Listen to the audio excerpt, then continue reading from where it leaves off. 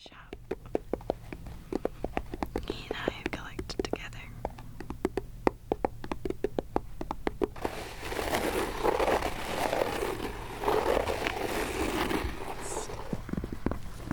So customized.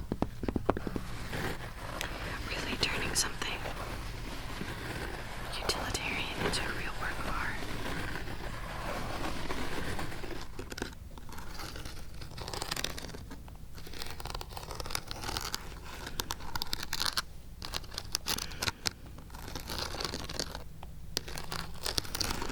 It's interesting because on almost it is stiffened, yes. I wonder what they would have used. John Adams and Benjamin Franklin were able to convince the French that the Americans were a cause worth supporting.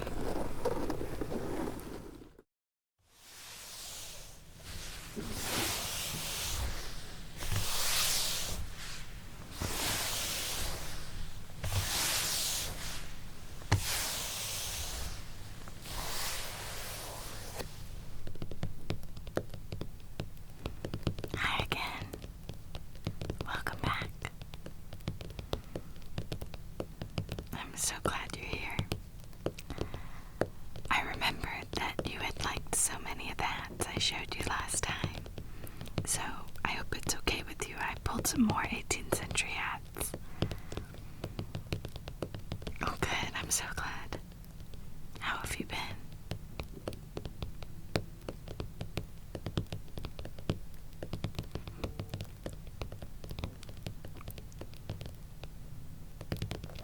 Well, please, have a seat and relax. It sounds like you need it. Do you want anything to drink? You know I like to ask. Alright, well, we'll just dive right in.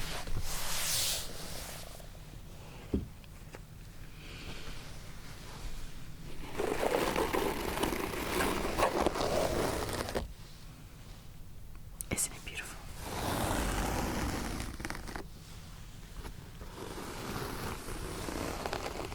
This hat is very special to me.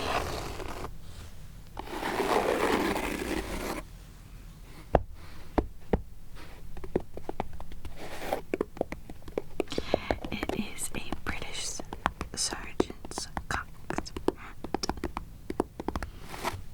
with a horsehair cockade.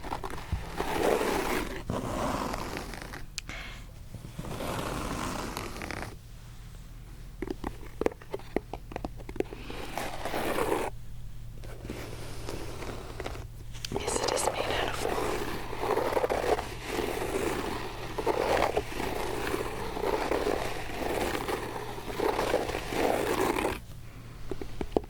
And no, it's beautiful, but would you believe, and this is an honest to goodness fact, this was a wedding present for me. No, it's true. Honestly. Well, it wasn't to me. It's to my husband. It's a long story. It's probably not a surprise that a lot of things in this shop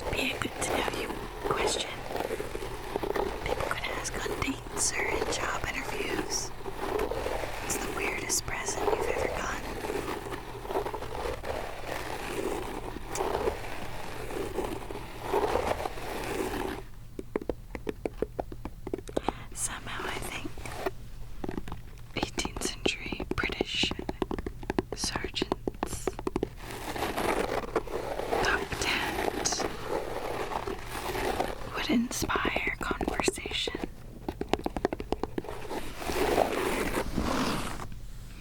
You know, interestingly,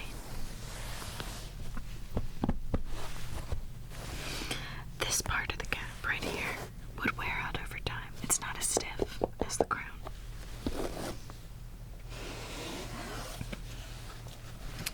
And so when the time came,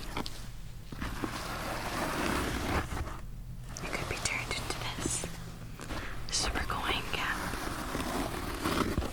British again. You see the insignia, the button here, has a 47.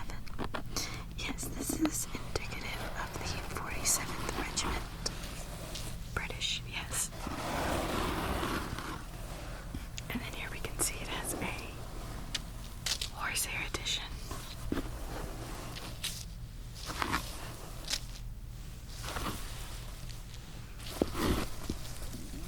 It almost makes me want to get a cone.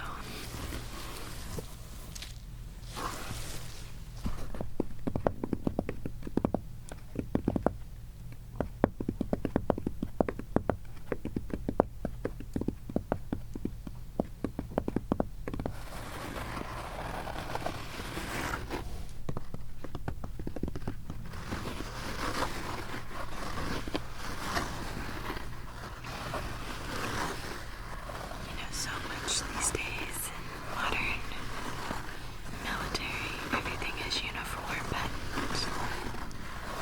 I definitely think it speaks to the style and heritage of a regiment in this time period that everything was so,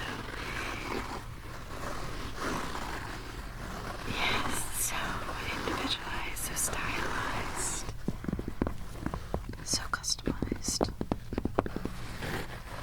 Really turning something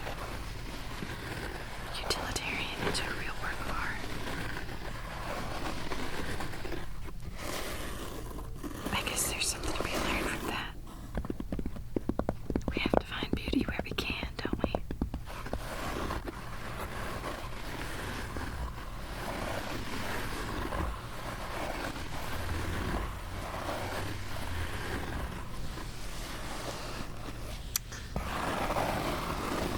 Yes, so interesting. And I think it also speaks to the industry, the industriousness of the people that came before us.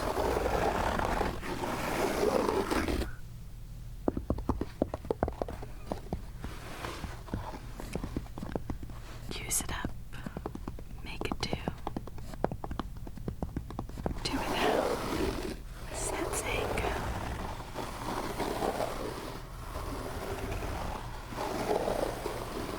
Use it up, wear it out, make it do or do without. There it is.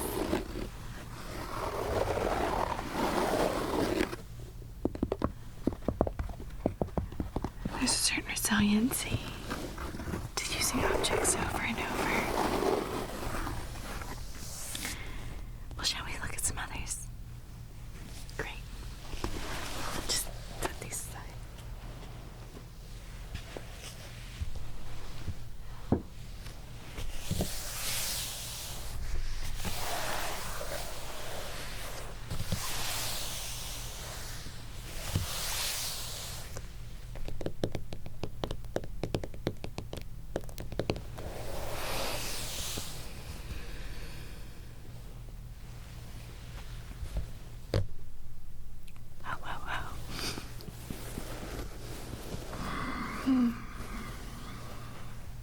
You know, I'm almost tempted to quiz you.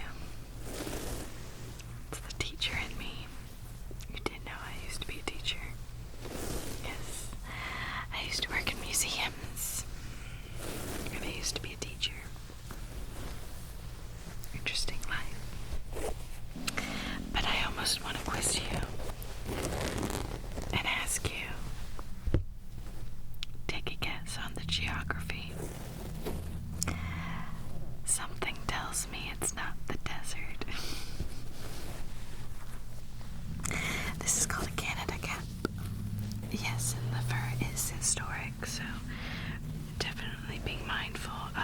recycling and reusing and honoring.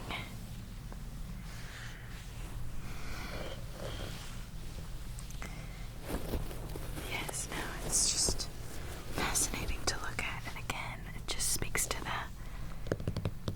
the style, the individuality,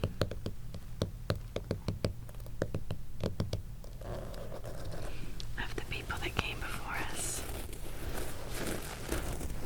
It is wool, yes. I'm not sure of the type of fur. I honestly can't say.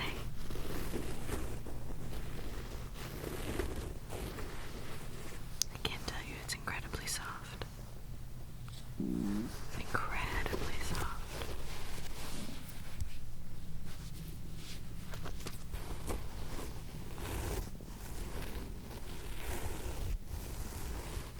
Yes.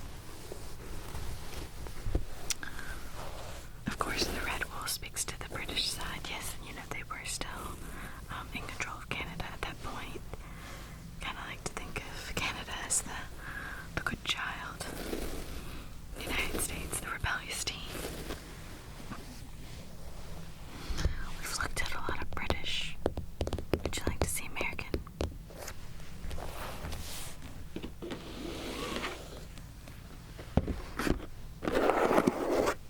You see what I mean about rebellious? Nothing quite like a teenager taking off with a considerable portion of a continent and then showing up in a leather cap.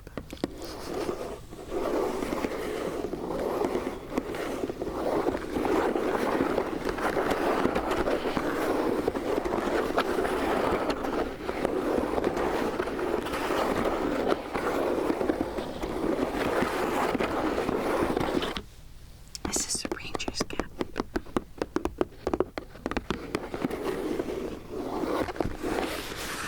Yes, very different, isn't it? If it weren't for the inside, you can still see the adjustable linen interior. Yep. If it weren't for that, it almost looks like something you could see on a motorcycle. Hopefully, it would be a little more sturdy then.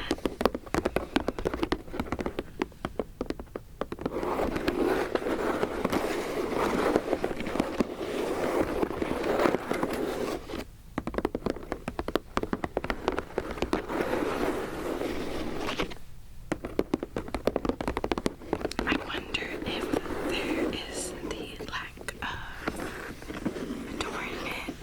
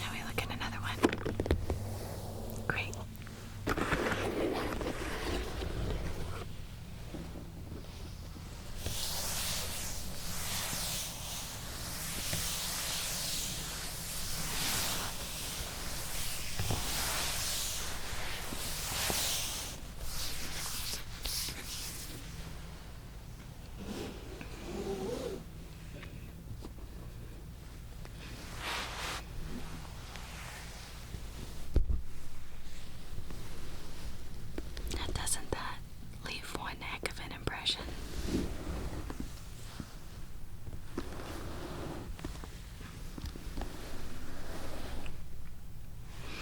It even has a patch on the backside in the velvet. Quite special.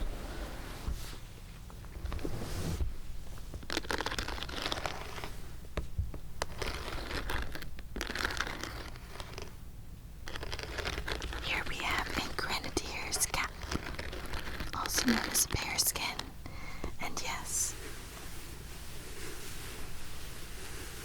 it is bear fur, as is the British tradition.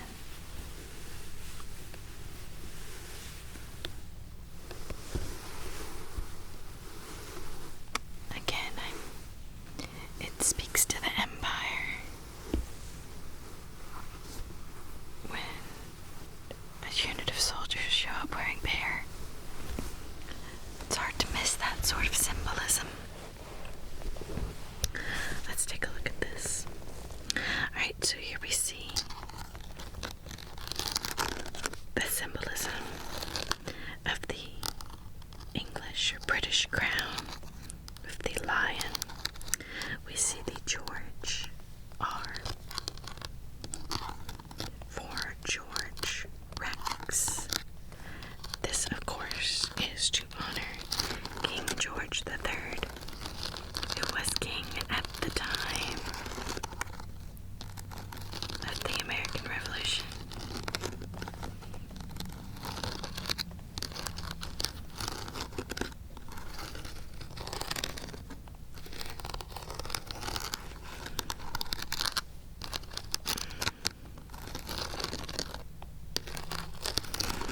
It's interesting because on almost everything that is British, you will always see these symbols, these letters. ER would stand for Elizabeth Regina, and ER would stand for Edward Rex. And it's a handy way to see how old something is.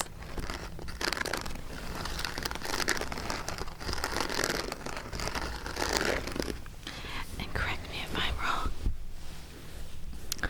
but the 3 feathers, I'm not entirely sure, but I believe they are for the Prince of Wales, or the Prince Regent.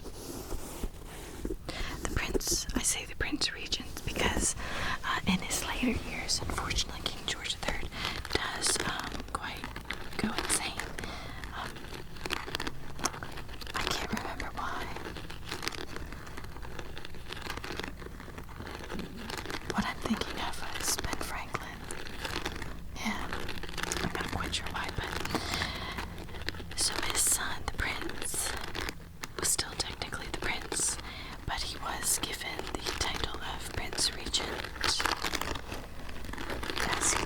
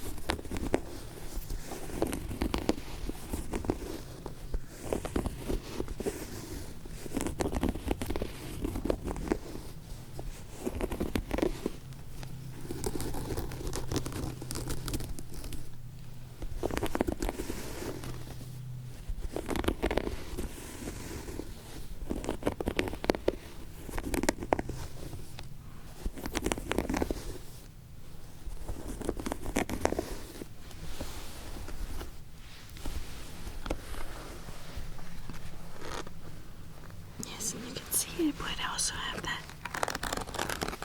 stiffened exterior, and again would be able to be adjusted. It's really quite a clever trick when you think about it. In a time where resources were such at a premium,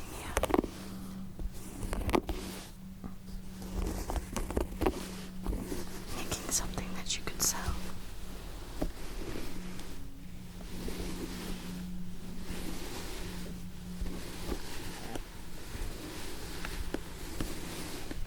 Now, I have two more I'd like to show you if you have time. Great. Just set that over there. Clean up a bit.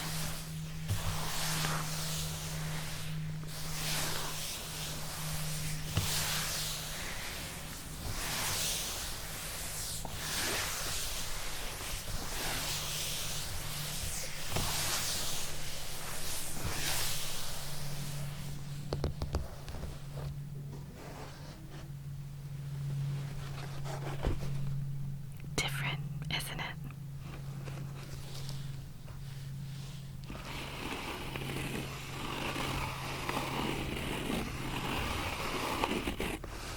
This is American colonial. This is a light infantry cap with horsehair and a small feather. Small compared to some of the feathers on the British hats we've seen. It is a stiffened wool.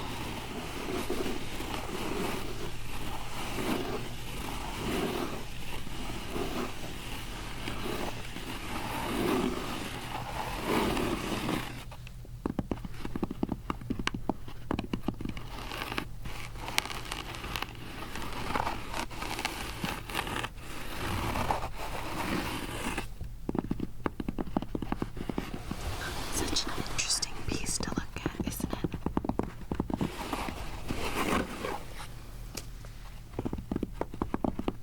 You have to wonder what the British thought when they would see Americans across the field wearing this.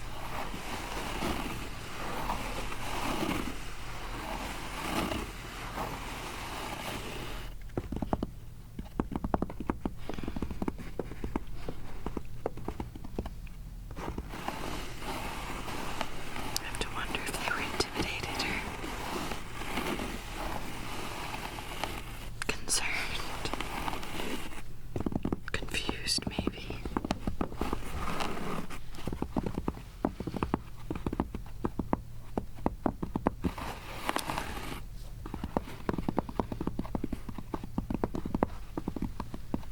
It has such good sound, doesn't it?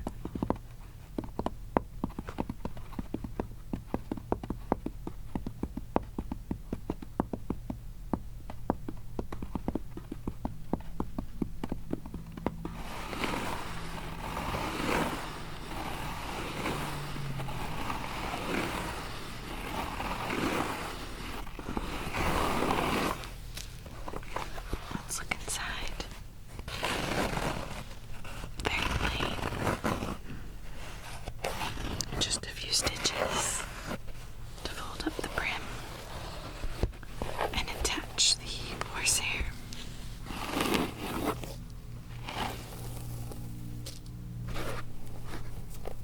It is stiffened, yes.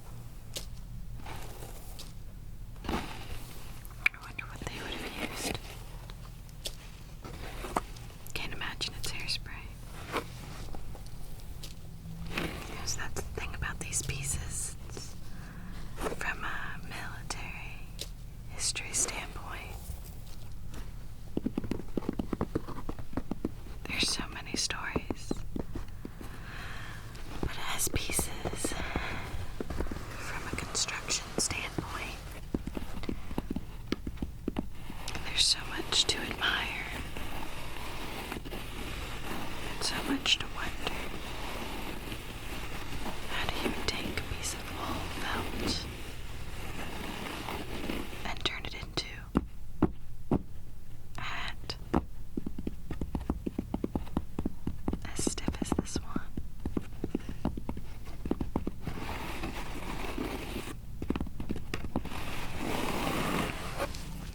Now this one, I have to confess, I'm very excited to show you.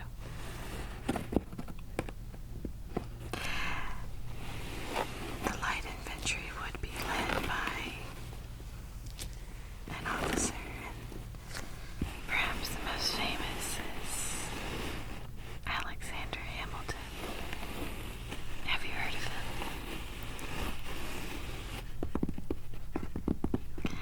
It seems everyone's heard of him these days. Can I show you?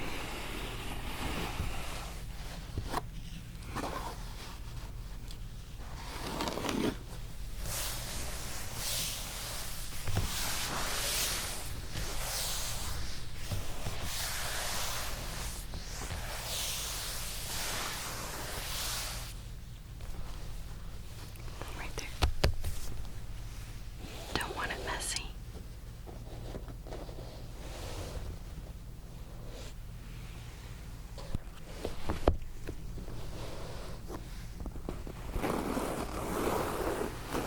You see, it's in similar style, but different, of course. We can see the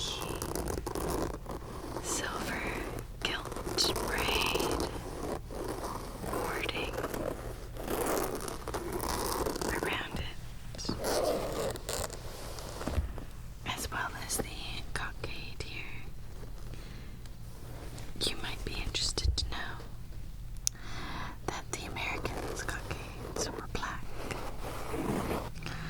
But after the American victory and turning point at Saratoga, American diplomats John Adams and Benjamin Franklin were able to convince the French that the Americans were a cause worth supporting. Prior to that, the French had concerns. It wasn't going well. But after Saratoga,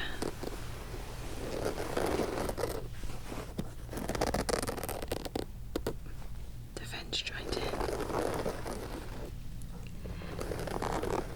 And as a sign of alliance, Americans added white to their cockade here for the French. And the French cockade, which was white, they added black. Such a small detail.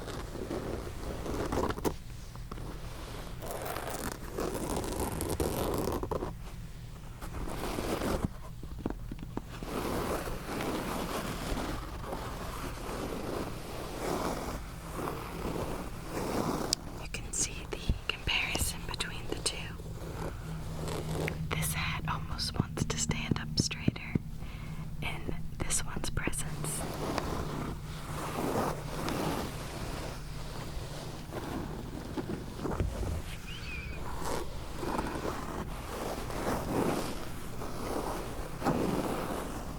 As always, you're welcome to stay a while. Hortner's over here. If you have any questions about anything you saw, or perhaps there's something I didn't show you that you wish you would have seen, let me know. And let me know if you liked it. Which hat is your favorite? We've looked at a lot. I go back and forth. As impressive as the officer